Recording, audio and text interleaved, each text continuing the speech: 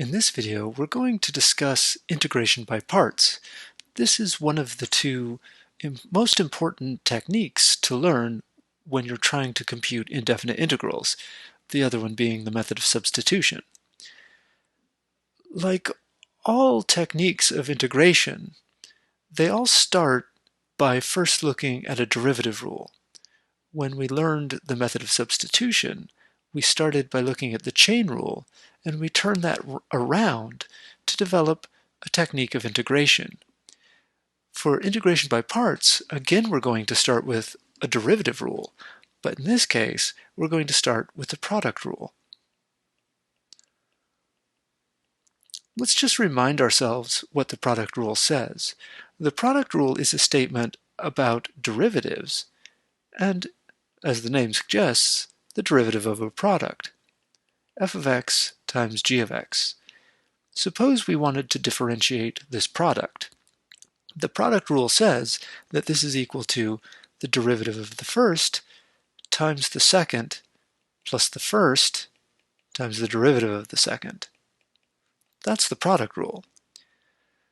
This gives us a statement about integrals if we flip it around and restate it about antiderivatives. So what it says is that the derivative of the product is f prime of g plus fg prime. So that means the antiderivative of f prime g plus f g prime is the product, f of x, g of x, of course, plus a constant of integration. Let's put our brackets around f prime g plus fg prime. So once again, the product rule tells us that if you differentiate the product, you end up with f prime g plus fg prime. So fg, the product, is an antiderivative of this expression. So the indefinite integral of that expression, f prime g plus fg prime, is equal to the product that you started with plus a constant of integration. So this is the associated integral statement. So this is an integral statement. We don't call it an integral rule because it's not always easy to recognize an integral having this form, f prime g plus fg prime. And indeed, it's not that often that you'll encounter an integral in the wild, so to speak, that has this form. So we don't usually use it in this way. Instead, we use it in a modified form. So let's modify this statement. And what do I mean by modify? Really, I just mean we're going to rewrite it. And the way we're going to first do it is we're going to look at this integral, which is the integral of a sum, and we're going to write that as the sum of two integrals. The integral of f prime of x, g of x, dx, plus the integral of f of x, g prime of x, dx, equals f of x, g of x, plus c.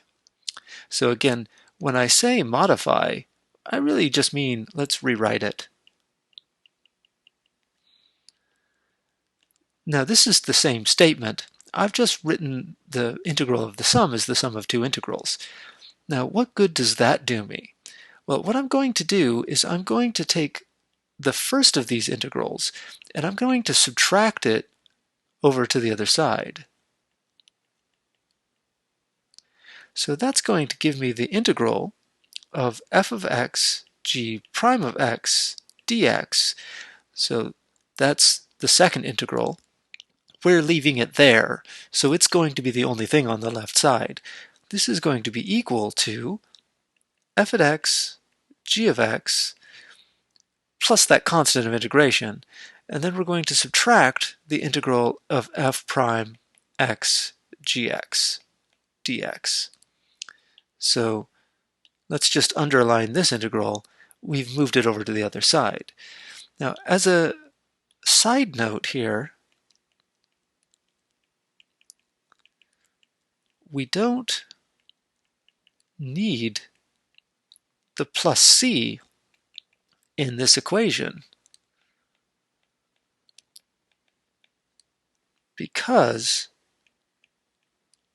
we have an indefinite integral on both sides.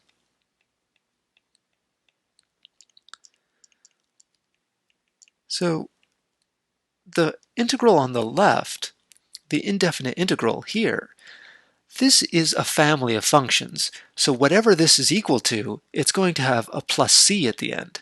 So there will end up being a plus c. On the right, we have another indefinite integral. So this is also a family of functions. So there's also a plus c in there somewhere. So you have a plus c on both sides, so you don't really need to write it down. So we don't. We just leave it off. Somewhere, at some point, that's going to show up again, but we don't need it right now. So let me just rewrite this. So we have, let's change the color back to black, we have on the left, we have the integral of f of x g prime of x dx is equal to f of x g of x minus the integral, and now I'm going to slightly rewrite this. Instead of f prime g, I'm going to write g f prime, like that.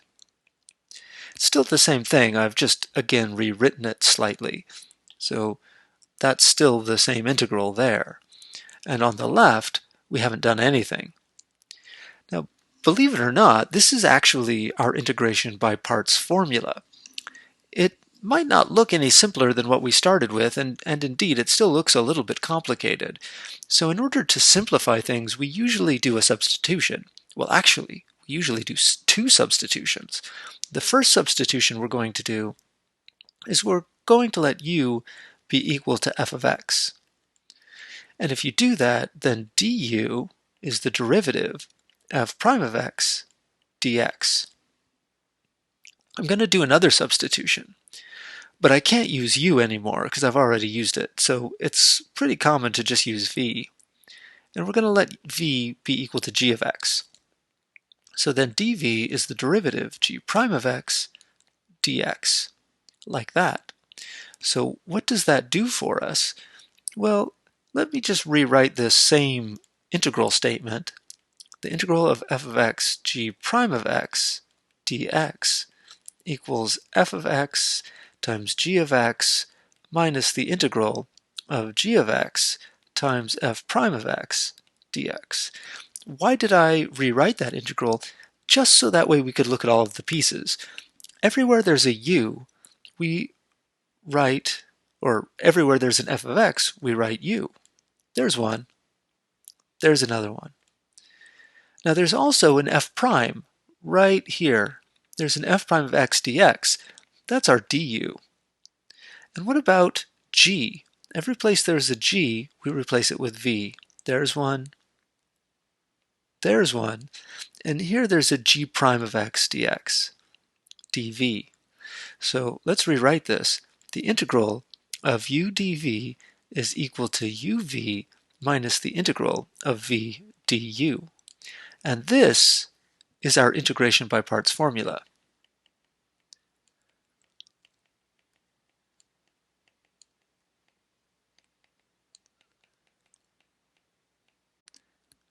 At this point, you might wonder why this is helpful at all. In order to address that, let's look at an example. We'll look at several examples where we can use the integration by parts formula. So our first example is example A. The integral of x e to the x dx.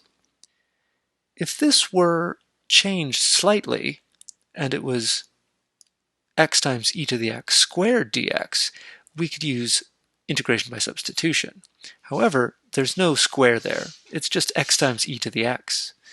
So how are we going to approach this problem? Usually the first thing you want to ask yourself is, can I use integration by substitution? That's usually an easier technique. In this case, it probably won't get you very far because there is no composition that you can see. There is no inside function. Instead, we have a product, which kind of suggests that maybe we want to use, in some sense, the product rule. Now, of course, there is no product rule for integrals. I'm talking about the product rule for derivatives. We want to see, was this part of the product rule for derivatives? And that's where we use the integration by parts formula. The first thing you want to do is identify your u and your v. U, in this case, will be equal to x. And I'm not going to identify v, I'm going to identify dv. Now, how do you go about doing that? Once you've picked u, so that's our u, everything else has to be dv. So really, there's only one choice to make. Once you choose u, everything else is dv. So in that case, this is e to the x dx. Now, why did I make this choice? Why did I choose u to be equal to x? There's one simple reason that I chose u to be equal to x. The next step is to compute du, and that's the derivative. The derivative of x is 1 dx. What about this dv business over here? Well, if you know what dv is, you might stand a chance of figuring out what v is. V is an antiderivative. In fact, it's any antiderivative. So in this case, you can let it be equal to e to the x. Because if v is equal to e to the x, then sure enough, dv is e to the x dx. So that gives us a v. Okay, well now we want to use our formula. Okay, so the idea is that the integral of u dv is equal to uv minus the integral of v du. I recommend writing this formula down every time you want to use integration by parts. It'll help you remember it, and it will make it a little bit easier to see that everything goes in the right spot. So in this particular case, we know that u is equal to x, and dv is equal to ex, e to the x. But really, we're just plugging in. We have a u here, and that u is x, and then we have a v, which is e to the x, minus the integral of v, e to the x, times du, which is 1 dx. Now you don't really need to write that 1 in there, because 1 times anything, 1 times e to the x is e to the x, or even if you prefer, you can think of as 1 times dx as just being dx. So this gives you x e to the x minus the integral of e to the x dx. Now notice that we still have an integral here. We're not done with the problem. We've used the integration by parts formula, and it didn't give us an answer. It gave us a new integral. What we've shown so far is the integral of x e to the x dx is equal to x e to the x minus the integral of e to the x dx. So we haven't solved anything. All we've done is taken our integral that we started with and transformed it into another integral. But the good news is the new integral is one that we know how to solve. So we know how to do this one.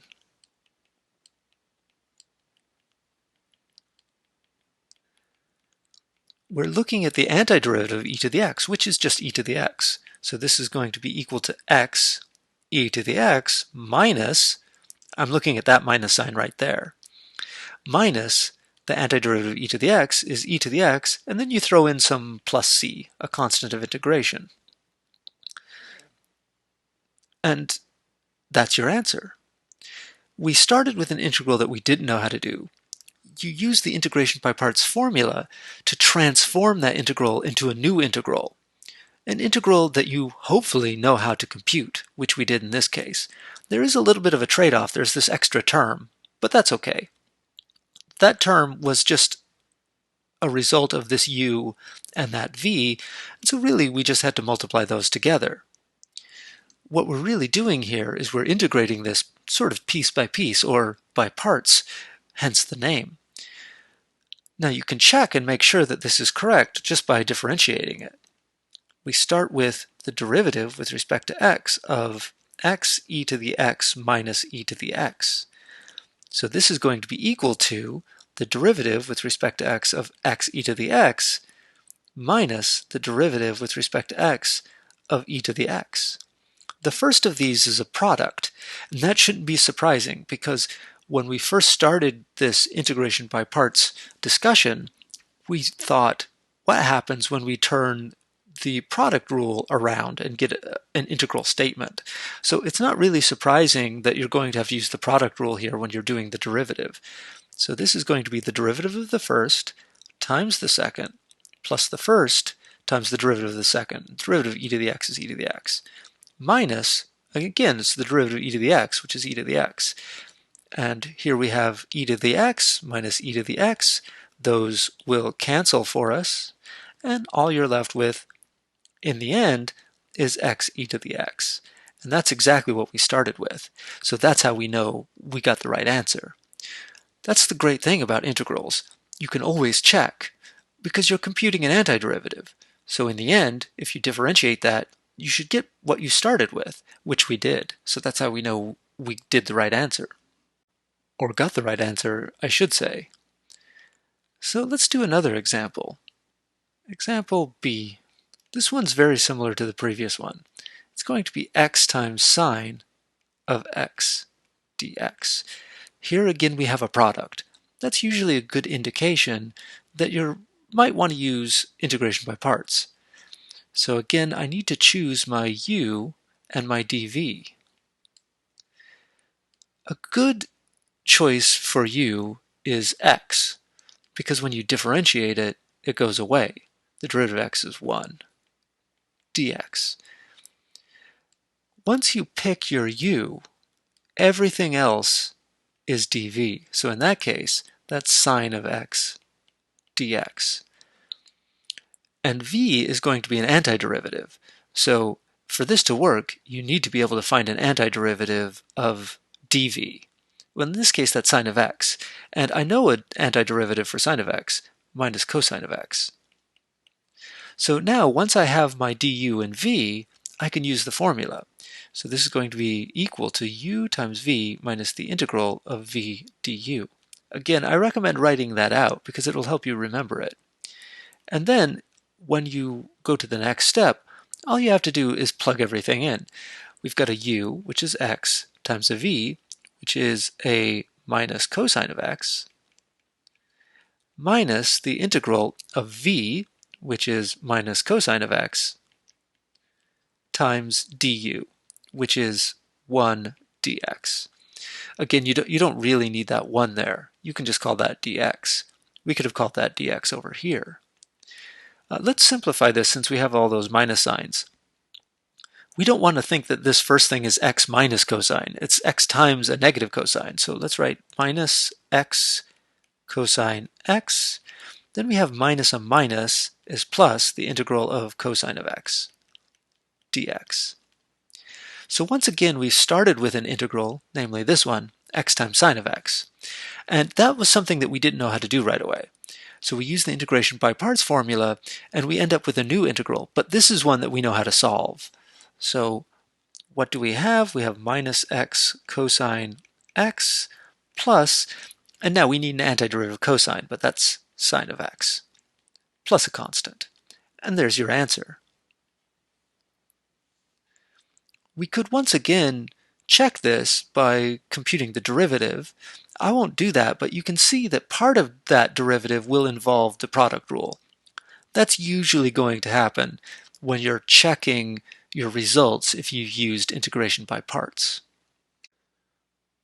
Let's do another example that, at least on the surface, looks like the ones we've done before. Again, the integral of x times the natural logarithm of x dx. So once again, we're looking at a product, and it's x times some function. So a natural choice would be to let u be equal to x, and then dv is equal to ln of x dx. This seems like a natural choice because this is what we've been doing so far, but we're going to very quickly encounter a problem. If u is equal to x, then du is the derivative, so again that's 1 times dx. But the problem is here with v. We know that dv is the natural logarithm, so v is an antiderivative, but do we know an antiderivative for natural logarithm? Actually, we don't. We don't know one.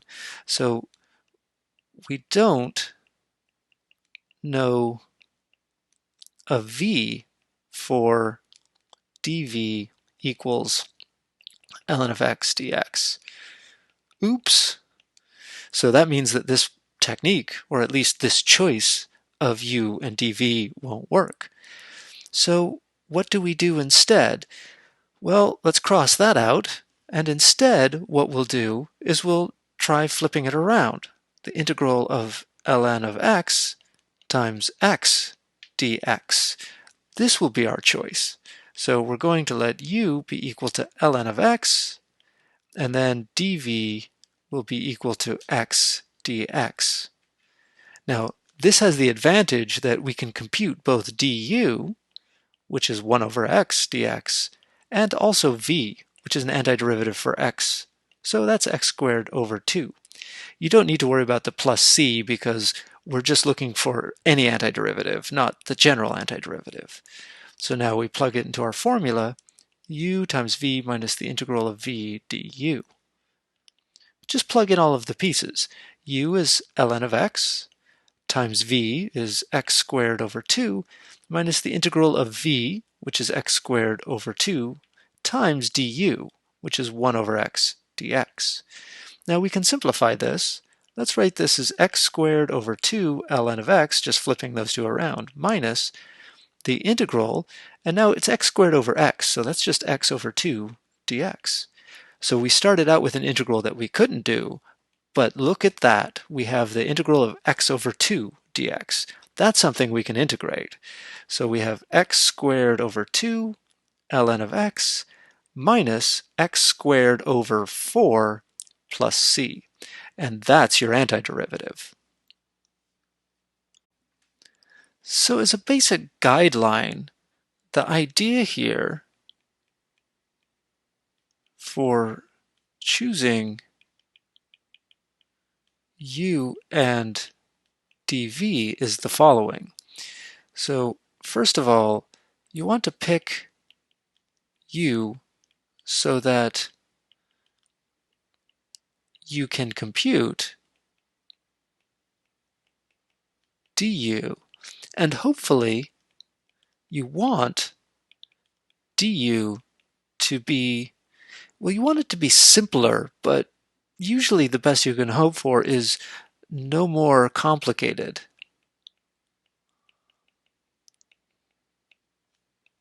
than your original u. But hopefully you can actually get it simpler. The other thing is you need to be able to compute dv. In our last example, not compute dv, you need to be able to compute v from dv. Now in our last example, that was a problem. At first, we were looking at dv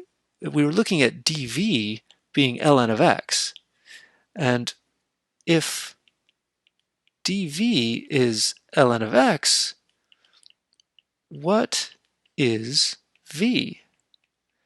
And we didn't know, and that was the problem.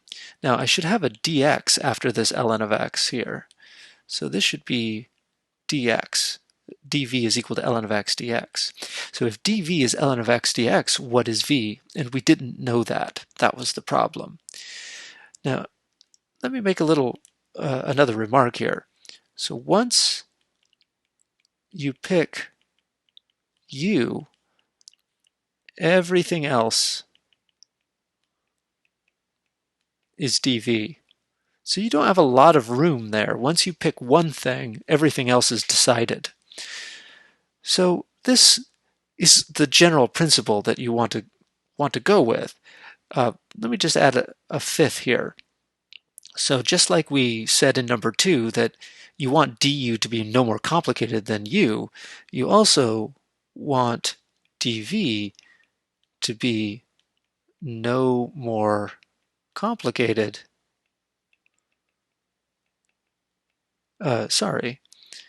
We want v to be no more complicated than dv. Okay, so here's the idea. You have an integral, and you need to pick u and dv. And you want to pick u so that du is something you can compute, and it's hopefully simpler. And so this is u times v minus the integral of v du. So you're going to pick this u, you're going to identify u, so you're going to have to be able to compute du, and you want it to be simpler if possible. Then everything that's left over is your dv, and you need to be able to integrate it to get v, because notice you've got a v there and a v there. When I say integrate, I mean you need to be able to find an antiderivative. So let's do another example. What have we left off on? We just did example C, so let's do example D. And this one will be the integral of ln of x dx. Hang on, didn't I just say that we didn't know an antiderivative for ln of x? Well, it turns out we didn't, but we can find one. And believe it or not, we can actually find one using integration by parts. Now, if you look at that, you might think, what are you talking about parts? There's no product there. Normally, you want a product. Here, that's just ln of x. But let's be a little bit sneaky. ln of x is the same thing as ln of x times 1 dx. So what we're going to do is we're going to pick u to be equal to ln of x, and then dv is everything else. So you start with u equals ln of x, dv equals 1 times dx. If u is ln of x, then du is 1 over x dx. And if dv is 1, then v is an antiderivative of 1, which is x, because the derivative of x is 1. So now we use our formula, u times v minus the integral of v du. So u is ln of x times v, which is x, minus the integral of v, which is x, times du, 1 over x dx. And notice here you have x times 1 over x, that's just 1. So you end up with ln of x times x minus the integral of 1 dx. So let's rewrite this as x ln of x minus the antiderivative of 1 is x plus c. And that's your antiderivative. You can double check this one just to be on the safe side.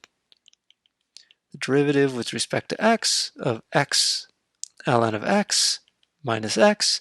Again, you don't need to worry about the plus c because once you differentiate it, it goes away anyway.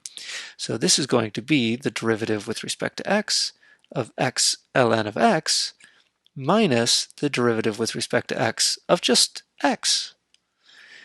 So the first one, you're going to have to use the product rule. And again, that shouldn't be a surprise because the product rule is what led us to integration by parts in the first place. So the derivative of the first is 1 times ln of x plus the first times the derivative of the second. And then we have minus the derivative of x, which is 1. But x times 1 over x, that's also 1. So 1 minus 1 is 0. So what are you left with? Well, you're just left with ln of x, which is what we started with. So that tells us the antiderivative of ln of x dx is x ln of x minus x, and of course, plus your constant of integration.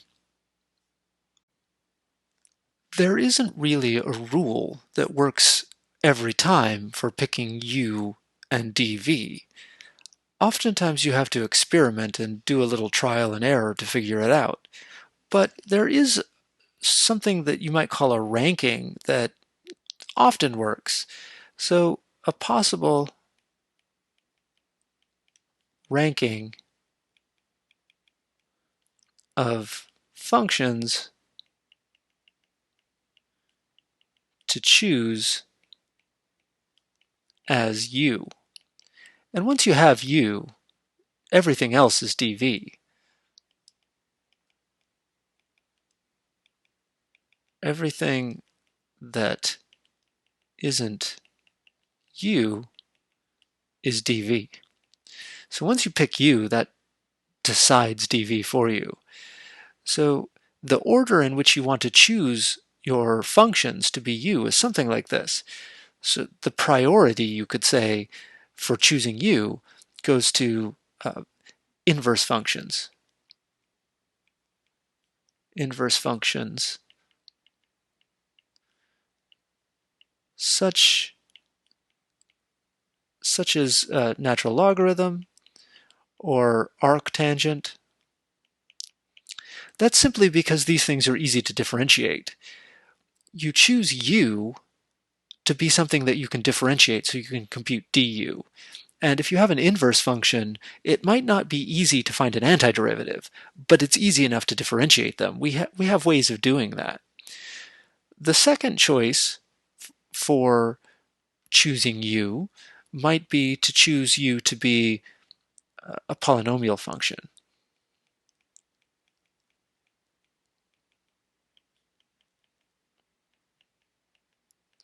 Why polynomial function? Polynomial functions are easy to differentiate. What about 3? What would be next? Well, for 3, we would have something that is fairly easy to differentiate, but more to the point, it's easy to integrate. So, for example, here you might put trig functions or e to the x. So the trig functions I have in mind are cosine of x or sine of x. These get lower priority, and the reason for that is that these functions are easy to integrate, so these are good choices for dv. Because if you integrate them, they don't get more complicated. If you integrate sine or cosine, you get another cosine or sine. If you integrate e to the x, you get another e to the x. So that's why they're good choices for dv. So even though we can differentiate these things pretty easily, they get low priority because they make good choices for dv. In our next video, we'll do some more examples of integration by parts, including an example where you have to do integration by parts more than once, which is something that happens sometimes. But we'll go through it step by step and see exactly how it works. So that's for our next video.